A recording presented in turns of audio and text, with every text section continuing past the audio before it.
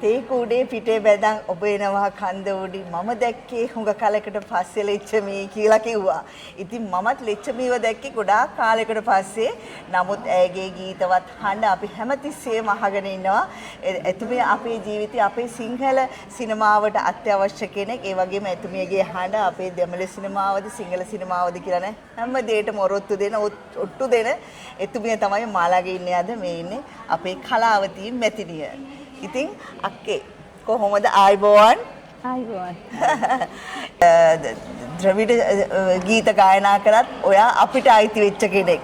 ඔයා අපේ සිංහල සිනමාවට අයිති වෙච්ච කෙනෙක්. ඒ ගැන සතුටුයි නේද? ඔව්. මොකද දැන් අපේ මම ද්‍රවිඩ ගීත ගායනා කළාට සිංහල ගීත ගොඩක් ගායනා කරලා තියෙන්නේ. දමිළ ගීත ගොඩාක් ගායනා කරලා තියෙන්නේ මම. ඒක ඊට පස්සේ සිංහලට ආවන් පස්සේ ගොඩාක් සිංහල ගීත ගායනා කරා. ඉතින් මම ඒ ගැන ගොඩාක් සතුටු වෙනවා. අද මේ තැනට මම ආවේ අපේ මල්ලි මේ සුසන්ත මල්ලි මේ පින් කටයුතු වගේක් කරලා අපිට ආරාධනා කරා. ඒ පින් කටයුතු වලට අපිත් එකතු වෙලා ඒ පින් කටයුතු ඔක්කොම එයාට උදව්වක් කරලා කියලා අපි ආවා. ඔව් පිනකට සහභාගී වෙච්ච ගමන් තමයි මට කලාවතිය අක්ක හම්බුනේ. ඇත්තටම කිව්වොත් එතුමිය දැකීමත් සතුටක් මේ හඬ මේ රුව ඕගලන්ට කවදාවත් අමතක වෙන්නේ නැහැ.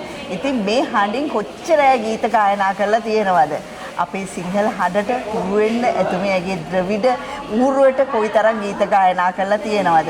ඉතින් ඔබතුමියගේ ගීත දැන් අපිට අහන්න ලැබෙනවා. ඔබතුමියගේ හඬින් නෙමෙයි එක එක ශිල්පිනියන්ගේ හඬින් ගායනවා.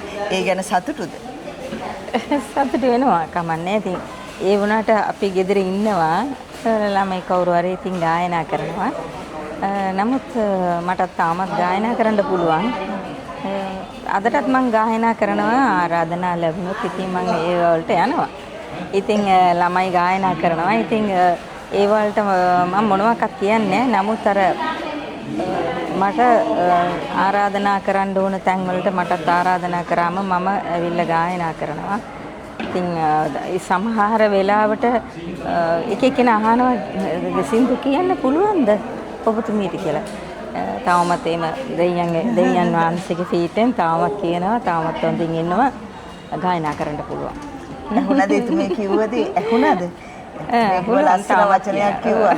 අපි ගෙදර ඉන්නවා ළමයි ගායනා කරනවා කියලා. පොඩි දුකකුත් තියෙනවනේ. දැන් එතුමියලාගේ මේ කාල තුල එතුමියාටත් මුදල් අවශ්‍යතාවය එමට තියෙනවා. දැන් තමයි අපි කාටත් මුදල් අවශ්‍යතාවය එමට තියෙන්නේ.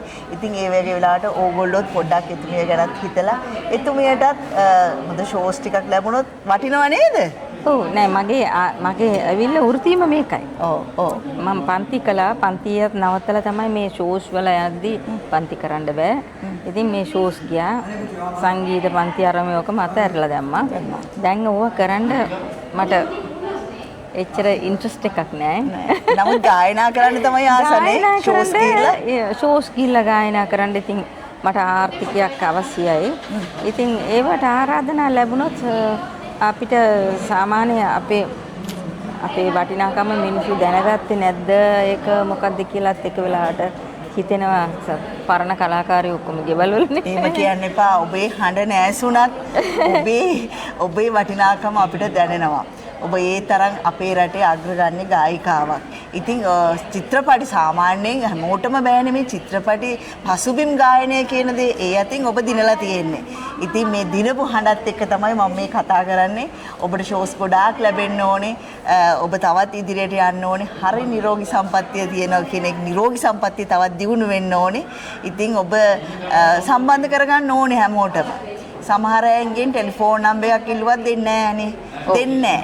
දෙන්නේ ඒ හැටි අපේ රටේ හැටි මම නම් දන්නේ මගෙන් ඇහුවොත් මං ගාව තිබුණොත් මං දෙනවා. සමහර වෙලාවට ඒ ෂෝස් වල මම නෑ මගෙන් නම්බරය අහනවා. නම්බරය දුන්නම එයාලා යනවා මම නෑ. ඒකට මම මොනවාක්වත් කියන්නේ මොකද ඒගොල්ලන්ට ඒ ෂෝ එකේ ආරාධනාව තියෙනවනේ. ඉතින් කමන්නේ ගියා. ඉතින් මට ආරාධනාවක් ලැබුණොත් මං යනවා. ඉතින් මේ කාලේ තුල හැම විටම සමහර වෙලාවට හිතන්නේ වයසට කියායට සින්දු කියන්න බෑ. කොහොම කියලා හිතනවානේ.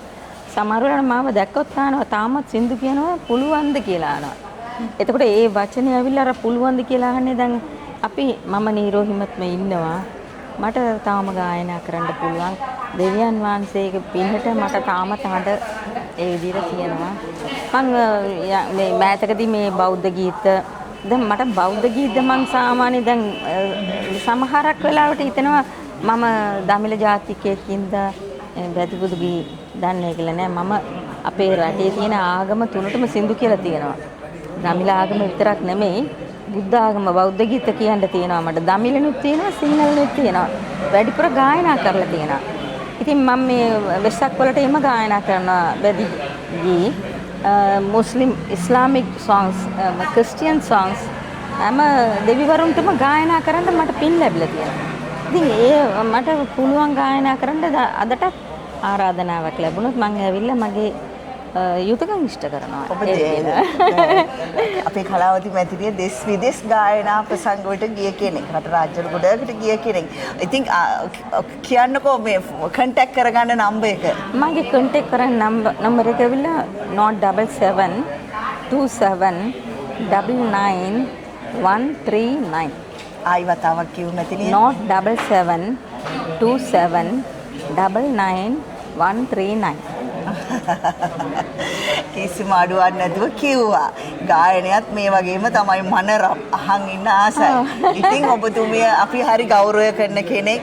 අපි ශ්‍රී ලංකාවට බිහි වෙච්ච අග්‍රගණ්‍ය ගායිකාවක්. ඉතින් ඔබතුමියට තවත් ඉහින් වැජබෙන්න තවත් සංදර්ශන ගොඩකට ගිහිලා ගායනය පෙන්වන්න ඔබතුමියට වාසනාව ධෛර්ය ශක්තිය ලැබේවා කියලා හදවතින්ම ප්‍රාර්ථනා කරනවා. ඒ වගේම හැමෝටම දෙවියන් වහන්සේ ආශිර්වාදයේ තෙරුවන් ප්‍රීතයි සියලු දෙනාටම මගේ හදවතින් ස්තුතිය ඔබතුමියට. මේ මගේ මේ අදහස් උදස් කියන්න මට ඉඩක් ලැබලා දුන්නා ඔබතුමියටත් ස්තුතිය. දැන් අපේ සිංහල සිනමාව වෙනුවෙන් ගීත කොපමණ සංඛ්‍යාවක් ගායනා කරලා තියෙනවද? සිනමා චිත්‍රපට වෙනුවෙන්? සිනමා චිත්‍රපට වෙනුවෙන් 50කට වඩා මම ගායනා කරලා තියෙනවා. ෆ්‍රෙඩි මමයි. අපේ ෆ්‍රෙඩි මමත් එක්ක සූර්ය කුමාරත් එක්ක ඉතින් ගොඩක් එහෙම ගායනා කරලා තිනවා හොඳ ගීත ඔක්කොම.